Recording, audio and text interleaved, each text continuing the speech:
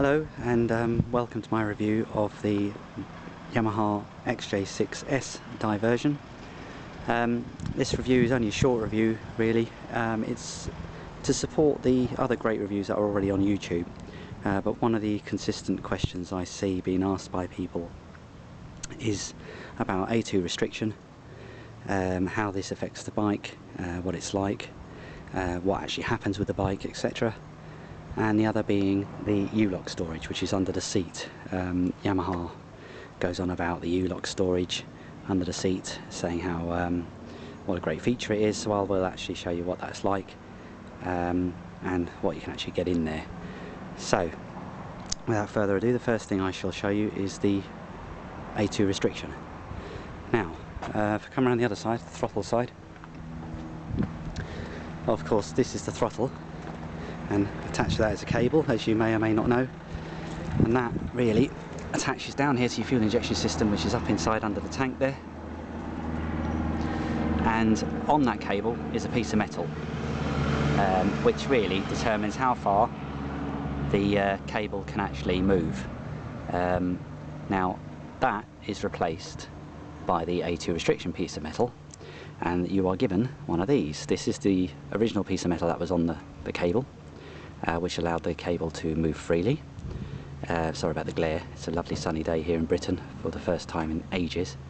That is replaced by a A2 restrictor version, which sits on the cable and really doesn't allow the cable to move much, which the physical effect you'll feel, apart from the lack of power, is the throttle doesn't turn so much. I'll actually show you that now. Okay, so you can see you can see the throttle there. If I actually turn it, that's how far it turns. Put it back. That's how far the restriction will allow you to turn it.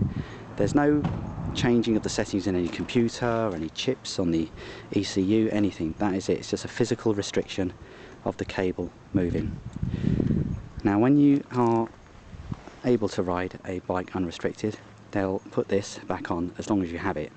Now part of the deal when I bought the bike was that they'd replace it free of charge. So get it, put on the restriction for nothing, get this put back on for nothing. So that was a real boon, and I've only got a few months to go. The other side of it is that if you get it done properly through a dealer, you'll get a certificate which will mean to your insurance company that, well, it will demonstrate that it is a restricted bike, but of course if you do remove these restriction, you know, if you take the restrictor off your throttle cable, you will no longer be insured. So I wouldn't advise it at all.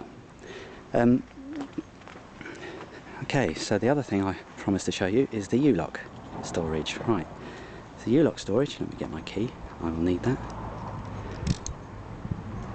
ULock storage is under the seat. Yamaha goes on about this. I was very disappointed with it, to be honest with you. Apologies for the noise, that's my noisy neighbours. Key goes in there, of course, just a normal key opening for the seat, and that lifts up.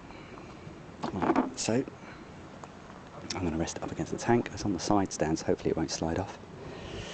Okay.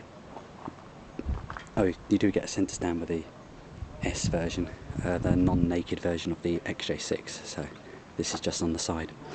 This is the ULock storage area. I hope this is coming through on my crappy camera. There's quite a lot of glare here. Now if I take this out, I'll show you the actual storage without the ULock in. Now I've got a bit of cable, I've got that there, I've got a bit of cable with my ULock that came with it. So I'll put that there.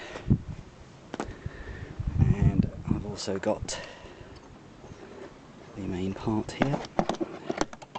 It was a master lock, ULock. Got it from Costco, so it's probably an American make. Lots of similar ones over here, but ultimately I think it is a cycle lock really, but it's a heavy duty one. Now you can see the actual U in here, and I'll take that out that way. I'll put that there. So you can see here the actual storage space. That's it in there. You can see a bit of space here. Not very much space, and you can also see my fingers coming through there.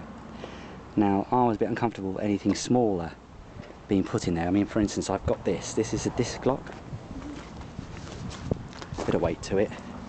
Now that will fit in there quite easy. But what I wasn't happy with is how much that might rattle around in there like that.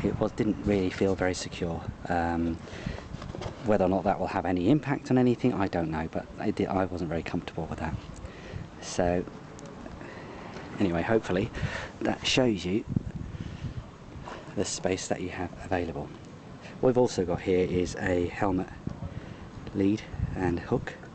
There's a bit of lead that can just go out through the buckle on your helmet to return there, and then when you have the seat on, it's attached to that. Obviously don't leave your helmet if you're going anywhere far, because somebody will nick it and ruin your journey home. So let me put the ULock back in.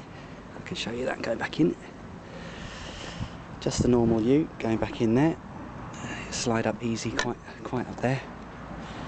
Now you can see that's not moving anywhere because it's just quite easily stuck in there. It's not moving forward, and with the seat down it really doesn't go anywhere, so that's quite secure. I've put the cable back in, but to be honest with you I need two hands to do that, and I've got no one to hold my camera, but ultimately that does just shove up in there nicely, so you don't have a problem. I would recommend getting a ULock with a cable, although it's not like a mega secure cable. It will, you know, deter opportunist thieves. If you just have a normal ULock, someone with a nice big van can come and pick your bike up and stick it in the back. That wrapped around a post and attached to your ULock will deter them. But if anyone's really serious about getting your bike, they will get it.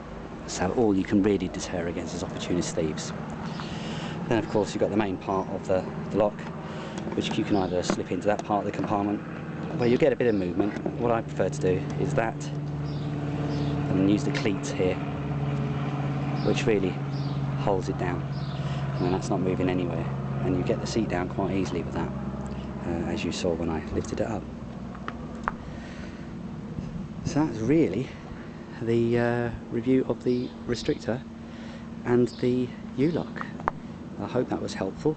If you have anything else you'd like to know about the bike, please post and comment. More than happy to do another video. Other than that, very proud of the bike. It's a great starter 600. It's my first 600 after moving up from a 125, and I thoroughly recommend it. And I'm not the only one to say it, so believe the hype. People into big sporty bikes probably won't be into this because it's generally, I suppose you can consider it a boring bike because there's no surprises. It will do just what you want it to do. That is get you to work safely and get you home. Anyway, I'm signing off now. Thanks for watching.